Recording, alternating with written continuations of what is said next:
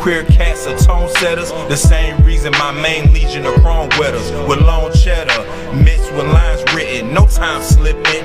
When we rhyme spitting, divine mission. Since the house days, GA Grandma left DJ Tanner outraged. The South stays, about that Beretta clapping, lines balanced with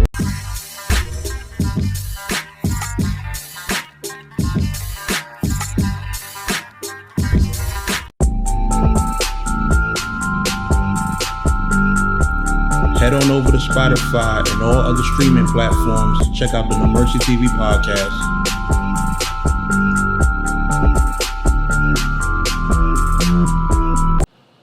Yo, what's good, y'all? No Mercy. Trap New York shit. NoMercyTV.com. You know what time it is.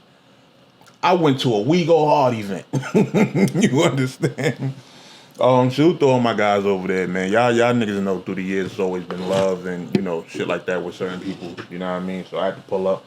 You know, show love one time. Shout out my bro Chris Dove. You know, he had battled on the card. And the card had some very dope talent on it. Like, for real. Like, I'm talking about from a talent standpoint. Not just on some, they just, you know, good for We Go Hard. Like, nah, I seen a lot of people that I felt like could really go places. You feel me? So, we're going to break down this battle. This was the Landforce card. All the battles except for Chris Dubs versus Henny number 3, all other battles were one rounders. You feel me? But for the most part, all of the battles had like a clear winner, except for, you know, I think it was like 1 or 2 that was like, you know, really close. And I'm gonna explain why. You feel me? But we're gonna start from the bottom of the card. You know, the battles weren't in this order. But, you know, being that this is how the card is arranged, that's what I'm going to recap the battles in. You understand? Sticks versus Backyard Boogie. This battle was a good one. I felt like Sticks won. I just felt like he had overall just better bars, better consistency. His delivery was crazy. He had a whole bunch of shit that was just like back-to-back, just room shakers. You feel me? Backyard Boogie, I felt like he was good. But I just didn't feel like he kept up with the same consistency just in terms of like how good his content was. Like he had a couple spots here and there, but overall I didn't feel like it was enough to keep up with what Sticks was doing. And Sticks had some wild backyard flips. Like he had something about something his kids will never see backyard again. He had cut backyard in half, turn him to a patio. Like, he was going crazy. He had some of the most original backyard flips I ever heard. You understand? Of course, there ain't that many people in battle rap with the name Backyard. So, you know, when you have a unique name like that, it gives somebody a chance to really, like, flip your name in ways that, you know, you probably would have never thought of. And what Sticks was doing, yeah, he was going crazy. He was going crazy with them backyard flips, you understand? So, you know, I gave him the battle.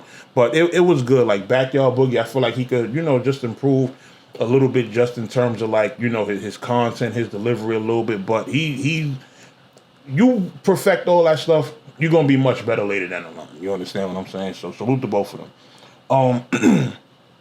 Melzy Lime versus Cassius Clay. I guess this was a return battle for Cassius Clay to We Go Hard. So, you know, of course, when you somebody who's like valid at a league and you're having a return battle and plus you're going crazy, it's going to be the extra fanfare in the building and everything. And this is what was going on. Like, Cassius was going crazy.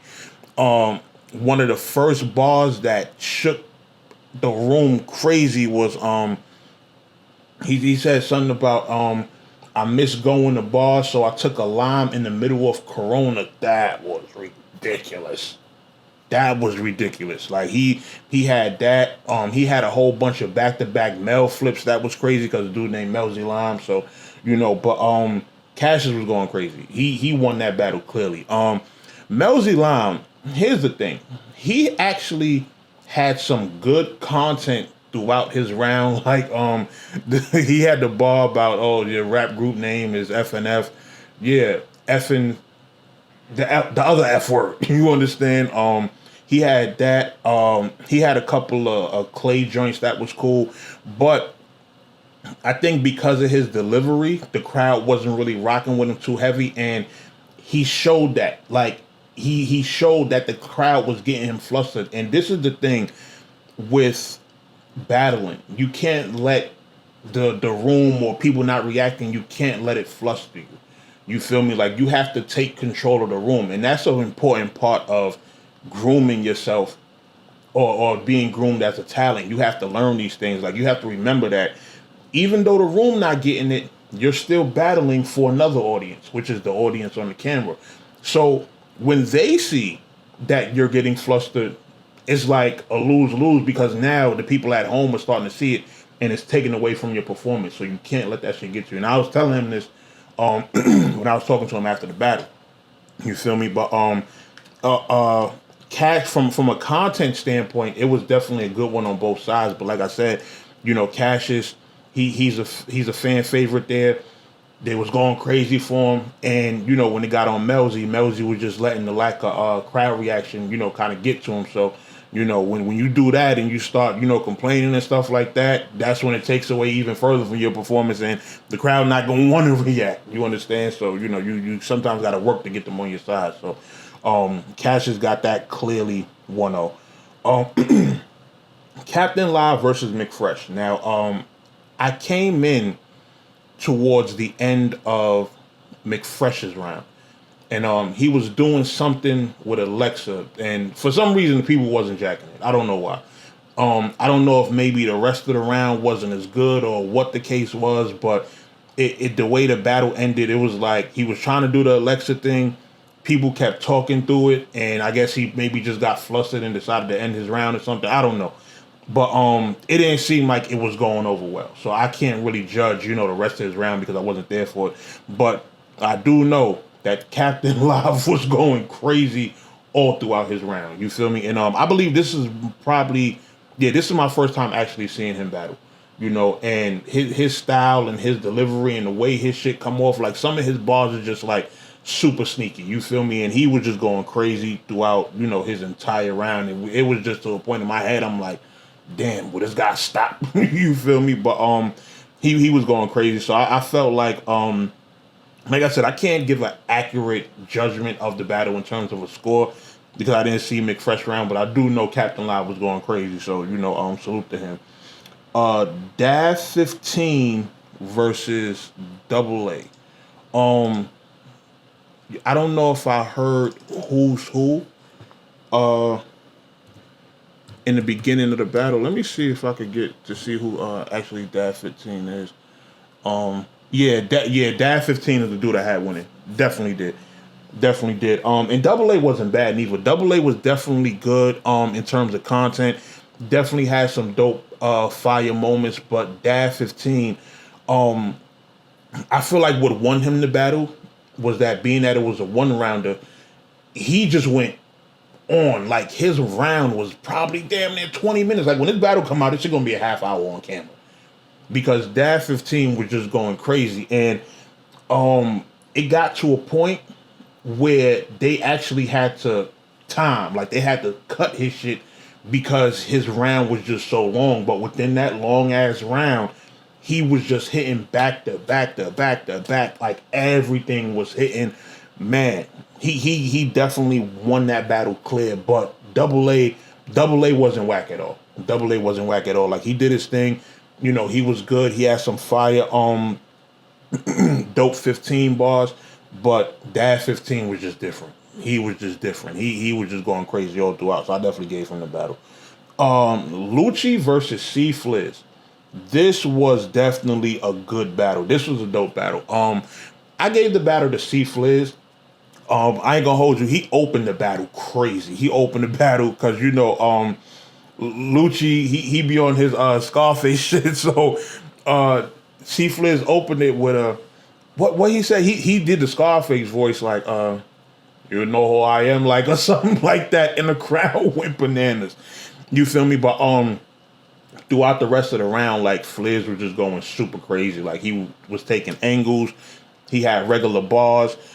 Just, you know, going straight at him, you know, being direct. And Lucci, here's the thing. Lucci wasn't crazy in terms of actual, like, bars and like haymakers and stuff like that. But with him, it was more so the performance and the delivery. With his material, any person that just says the material regular would have lost in that situation, because like I said, the material and the things he was saying wasn't, not everything was crazy. Like, he had a couple dope spots in there, don't get it twisted, but in terms of his performance, his entertainment value, and his delivery, he sold the hell out of that material. Like, he made stuff that wasn't sound fire sound way more fire than what it was. You feel me? So for me, it was a close one, because it kind of, with the gap in the material, when you have the extra stuff around it to help it get off easier, it kind of makes the battle closer. And not only did Lucci have a longer round, but he also had some other shit he was doing. Like, he did an elbow drop, he did like a turnaround super kick, like he was just going crazy. You feel me? So I definitely appreciated like all of the extra performance shit that he brought to the table. But this was a good battle. This was a really good battle. You feel me? But I personally gave it to Fliz. I just felt like the material was stronger, the content was stronger. He also is another one. You know, his delivery is fire and everything, and he was just a little more consistent for me. You feel me? But you got some people that might give the battle to Lucci because they appreciate the performance factor and everything else, the entertainment that brought with it. So it's really one of those joints that's kind of debatable. It's kind of debatable. You feel me? You can pretty much kind of give it to either person. So, you know. But overall, great battle. That was a great battle. That was definitely one of the best battles of the night. And the main event battle, Henny number 3 versus Chris Dubs. Now, this is my first time watching Henny number 3. You know, I know he's one of the guys, he kind of been around for a minute. I'm definitely used to, you know, seeing his name on flyers and everything. But for him and Chris Dubs to headline, and this is, you know, definitely Chris Dubs' first official battle as a, you know, being a part of the We Go Hard movement, I thought it was a dope look for him to be, you know, headlining, and, you know, the battle was also 3 rounds. So, here's the thing. The first round, really close. Really, really, really close. The first round, very hard to call because both of them were going crazy. Both of them going super crazy. Like, it was a, man, it was, what he said, Dubs said, he said something about, what happened to Henny number 1 and number 2, but he and then he went into I got a gun on his chin, I got an angle on the third, like loaded Lux or something like that. It was crazy. That was crazy. Like, Dub's first round was full of just like dope moments, and then when it got back on when they got on Henny number 3, he came back swinging, like just going crazy all throughout his round. You feel me? And this is the thing. I wanted to say so bad because it was like in his intro, right? He's part of a few different teams, and it was like every time he shouted out a team, a different part of the building was going crazy. So it's like, you know, when you go to a party, let's say Fat Man Scoop, well, my niggas in the back, my niggas in the side, my niggas in the front, and you get reaction from damn near every person in the building. That's what it was like listening to Henny number 3's intro. Like, every time he shouted out a team, he was, and for everybody in the building, he was on a team with somebody. You feel me? So that just tells you how much of the building he just had, you know, behind him. But a lot of people were still giving Chris Dubs his fair shot. Like, I'm not gonna say it wasn't like, you know, no gas or nothing like that, because it wasn't that. Because Henny number 3, the reaction he was getting was warranted. His content was out of this world. But I felt like that first round was just super close. Like, it's really hard to call it one. Second round. I personally felt like that was probably Dubs' weakest round, just in terms of like he probably had like a good 1 or 2 spots in the second round, and then the rest was kind of like, you know, just a little bit filler. And Henny, he kept up the same energy from the first round, like, you know, still keeping consistent. So at this point, it's either, if you want to say 2-0 Henny, or you could say 1-1, you know, going into the third, however you want to call it. It's one of those type of situations. And in the third round, I felt like Dubs did better than his second. His third round wasn't as good as his first, though. You understand? So I say his first was his best. His second round was his worst round, and then his third was like in the middle.